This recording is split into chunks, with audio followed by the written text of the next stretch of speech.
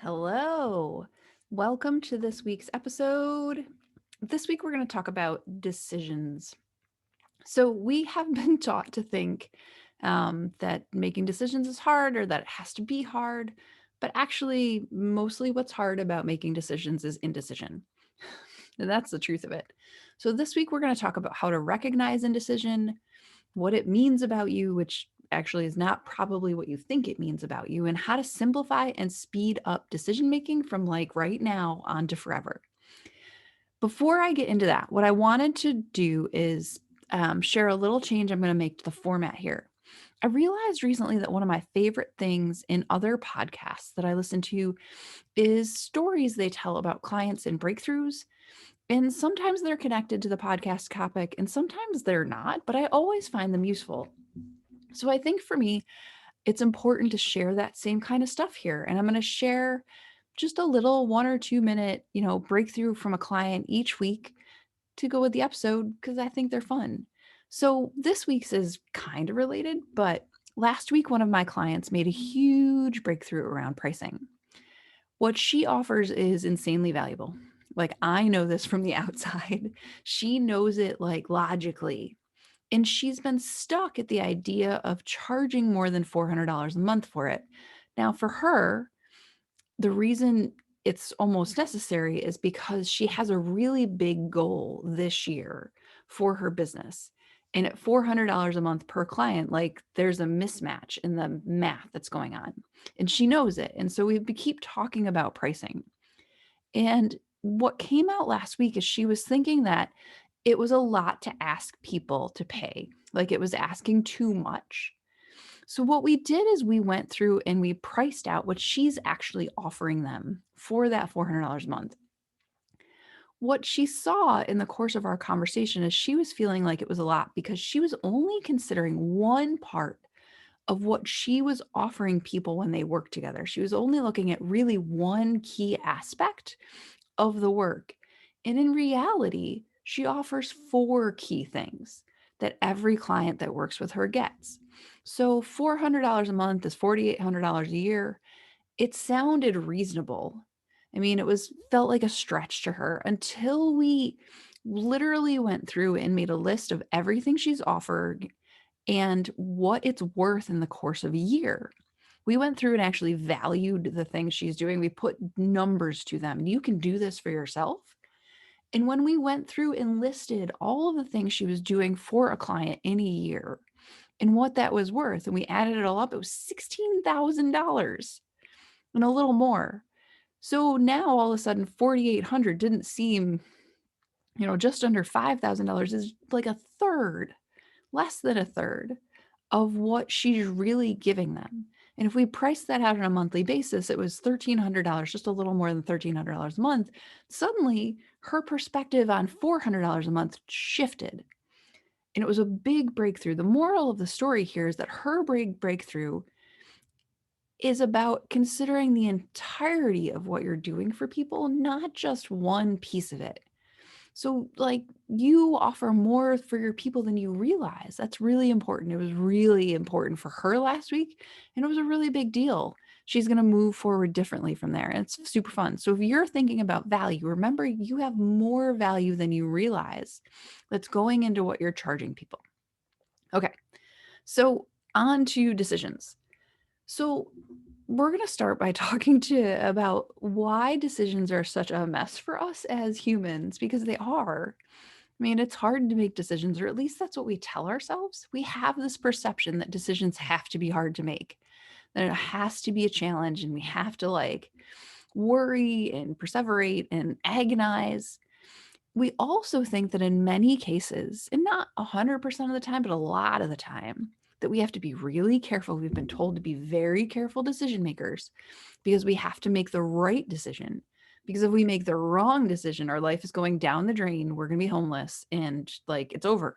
That's it. One wrong decision, end of days. Our caveman brains are like safety brains, think that one decision breaks everything. But the thing is decisions really, they can be simple. And the vast majority of them, I'm not talking about just what we would think of as the easy ones, quote unquote. You can make the process very simple, and it can be very fast. It has to be hard. We have to agonize. We have to list every pro and con and worry and option. This is all just like systemic instruction. It's not actually what we have to do. We've been taught that the approach we're using now is reasonable. But in the end, really, what it's more of than anything is a huge time and energy suck, because we're deciding, we're following the process of deciding instead of actually making a decision. Deciding is a process. It's a long, arduous work, and we travel from sea to sea while we decide. Whereas making a decision is in a moment. It's an instant. And because of all of this worry and anxiety that comes with the process of making an appropriate decision, we sit around in the puddle that is indecision. We sit around and leave decisions unmade, and then all the drama and the worry and the uncertainty come with indecision. They're side dishes of that meal. They're not side dishes of actually deciding. And what we're doing really in the process of decisions is we're trying to make decisions. And I would say trying in capital letters. And what's funny about this to me is like, this is one of those turning points I've had, because I was a couple months ago, I was texting with a friend early in the morning, and I said, oh, I texted her and I said, oh, I'm trying to decide this thing. I can't even remember what I was trying to decide. And her reply, and it was like 8 a.m. And her reply was, are you also trying to wear pants today? And I was like, what? What does this have to do with pants? And she just let it sit there. And all of a sudden, my brain was like, oh, trying? This whole trying to decide, this whole process of indecision is like trying to wear pants. Here's the thing, peeps. You're either wearing pants or you're not. There's not a lot of space in between. Like, what do you like? Is trying to wear pants like pulling them halfway up? Is it just putting on one leg? What is that? And so it also applies to decisions. For decisions, you're either deciding or you aren't. You're deciding, you made a decision, or you're in the process of indecision. And the thing is the reason we're talking about this here on the podcast is I think as a teacher turned business owner, there's this whole extra layer in here for anyone who has moved from working like in the system to on their own. Because in the system, quote unquote, in the school system, in whatever system you've worked in, there are a lot of decisions day to day that are just made for you. You don't get choices. This is the curriculum. This is the schedule. This is the class list. This is your bell schedule. This is when you eat lunch, la, la, la, la. And you don't get a lot of choices. And you don't like it. You complain about it. We all do. But you also don't spend any time on them. Your brain doesn't have to worry about them because they're not yours to make. And you're like, okay, well, I just don't get to decide that. I don't get to be like, oh, well, but I want the bell to ring at 12:05. It just rings at 12:03, whatever. What happens though when you get into business out of the system is you get to make all the decisions, and there are so many more things that you can decide. And on top of that, if it's your business, you have a stake in the game. So basically, the level of fear of doing it wrong, the sheer number of decisions gets ratcheted way, way up. And this becomes a huge problem because it leads to a lot of trying to decide. So if this is you and this sounds familiar, it might. What are the signs of indecision? Okay, so first is when you literally say out loud, I am trying to decide. You know you've said it. We have all said it. And hearing yourself be like, oh, I'm trying to decide. I'm not deciding. A second one is pausing. So like when you go, okay, I'm going to think about what I want to decide here.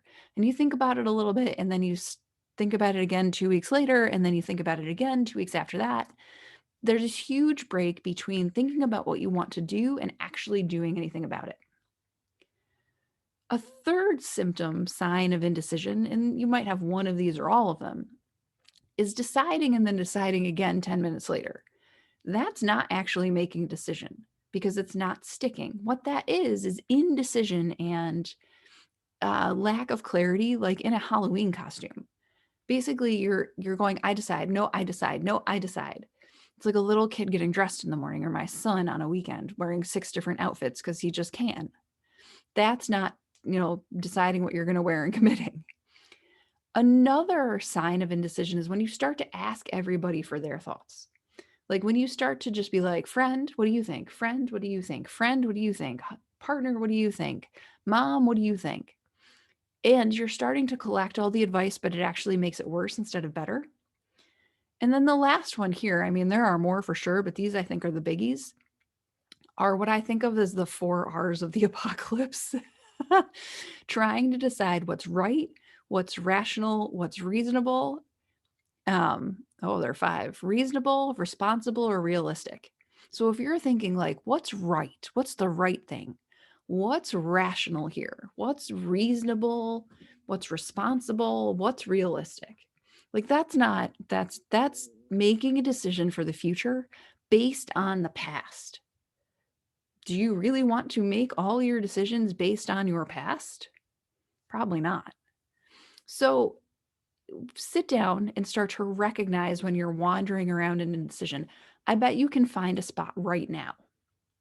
The first thing to do is notice, just like anything else, being like, oh crap, I'm sitting here trying to decide instead of actually deciding. So, what do you do when you're stuck here to both simplify and speed up decision making? For me, it is a mix of the things I think and the things I do, of thoughts and strategies. So, the first thing I think about a lot is that the vast majority of the decisions I make day to day and you make day to day are not forever decisions. We're making them life or death, like we're diffusing a nuclear bomb, but they're not. You're just deciding if you want a red or a blue notebook. Like it's not a big deal. And even ones that feel like a big deal are not. Like I can remember when we were trying to decide, there it is, on a pediatrician for my daughter. We interviewed, we felt like we had to do it right. We interviewed different pediatricians. We were like, I don't know, this one or that one. And one of my friends finally stopped me and was like, dude, it's not a forever decision. Just pick one. And if you hate her in a year, pick a new one.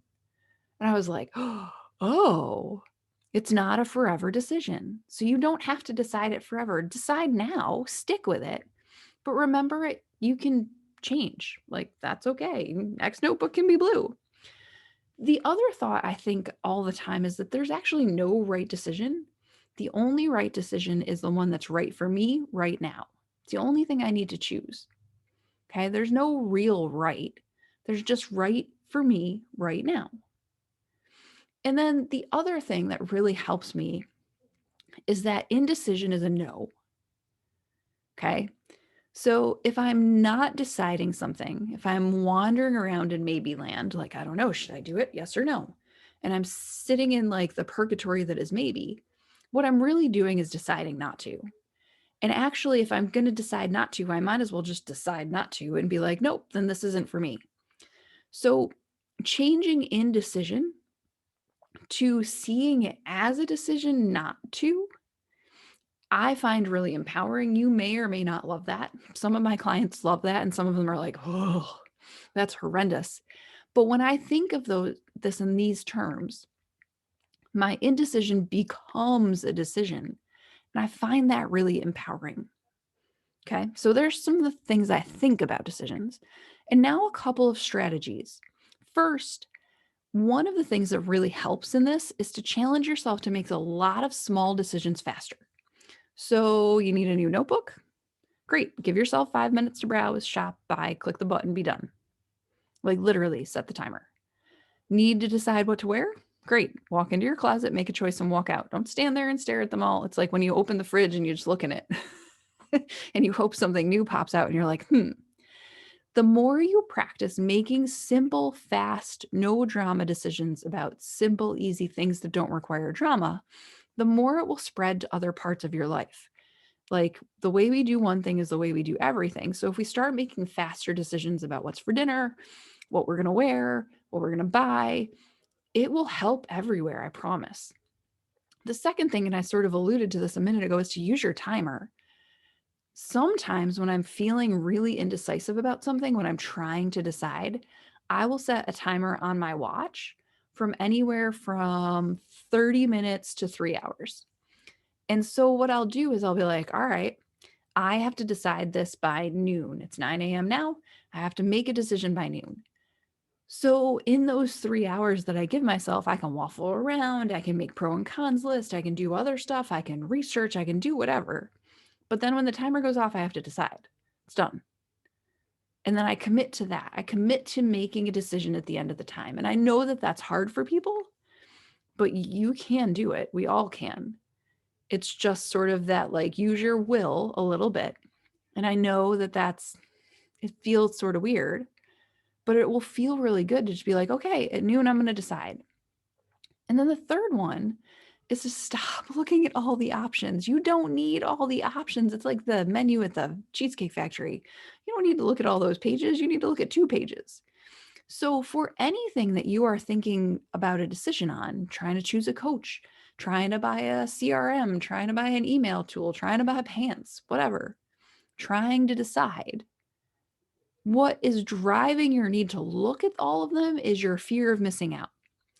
And you can just decide that you're not going to miss out, that you're going to look at 2 or 3 options and one of them is going to be perfect for you and you're going to get what you need. Very often for me, like, I look at 3 options and I decide. My husband is like fascinated by this. We're trying to pick out a new couch right now and he's like, "Well, what about this one? Well, what about this one? Well, what about this one?" And I'm like, "I like one of those 2." And I decided which 2 I was good with like 3 weeks ago and he's still like, "What about this one?" And so I kind of look at like the 3 options I have and I go like, "Well, I like that one best." Great. And then the other thing I would say, the last one, and I do this quite often, if you feel like you need advice, sometimes we feel like we need someone else's perspective. If you feel like that's true before you make a decision, that's fine. But think intentionally about the one person who you would like to hear from and ask them for their advice. Don't like dally around and ask 19 people. Think about who would give you the best insight, seek out that person, and then choose after you've talked to them. Sometimes I want another perspective, but I rarely need 5. 5 just makes it worse, really, because you get like 17 other opinions and then you're a muddy mess. The thing in the end to remember is that the power to decide is yours continually. You have that power 24 hours a day, 7 days a week, and you can just decide. I know that the wide world of the internet and maybe your family tells you that's not true, but it is. You have the power to decide. And so, in an effort to not make this the longest podcast on earth, there are so many other things I could share here about decisions. I could go on for days, but this is a good start. Start here. And remember, like I said before, how we do one thing is how we do anything. So if you're agonizing in one area in your life, you're probably doing the same thing in other places. And that's just, how it goes. So if you're looking to make some quick decisions and you haven't subscribed to this podcast yet, you can go ahead and hit that button. If you aren't in my Facebook group yet, it's also called Teachers in Business. That's a really easy decision to make today if this podcast and you're getting to the end and it was useful for you. This is all the same kind of stuff I talk about in my group.